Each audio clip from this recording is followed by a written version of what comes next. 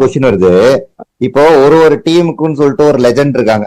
இந்த லெஜெண்டுக்கு எல்லாம் ஃபேர்வெல் கொடுக்கறது இம்பார்ட்டன்டா இல்ல டீம் வின் பண்ணணும்னு நினைக்கிறது இம்பார்ட்டன்டா? நம்ம ஜடேஜாவா இருக்கட்டும், தல தோனியா இருக்கட்டும், விராட் கோலி ஆர்சிபில ரிசல்ட்டே வரல அப்படிங்கும் போது ஃபேர்வெல் கொடுக்கணும்னு நம்ம எல்லாருக்கும் வெயிட் பண்ணிட்டு இருக்க முடியாது.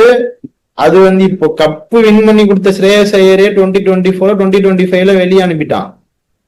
ஆமா, ஃபேர்வெல் வெளியே அமைச்சிருக்காங்க. ஃபேர்வெல் கொடுக்கணும்னு இப்ப சஹல் தான் ஆர்சிபில இன்னி வரைக்கும் சின்னசாமி ஸ்டேடியத்துல பெஸ்ட் ஸ்பின்னிங் ரெக்கார்டு வச்சிருக்கான். அவனை பிரைம்ல வெளியே அமிச்சிட்டான் ஆர்சிபி. KL ராகுல வெளியே அமிச்சான், கெயில் வெளியே அமிச்சான். இவன் அதுல அந்த ஸ்டேடியம்ல ஸ்பின்னரா ரெக்கார்டு வைக்கிறதே பெரிய விஷயம். 60 மீட்டர் தான் கிரவுண்ட்.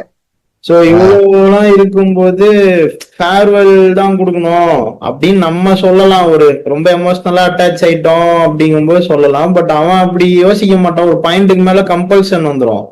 லெகசி இருக்கிற டீம்னா இன்னும் வரும், என்னடா கப்பே அடிக்கலான்னு எக்ஸ்ட்ரா ப்ரெஷர் வரும்.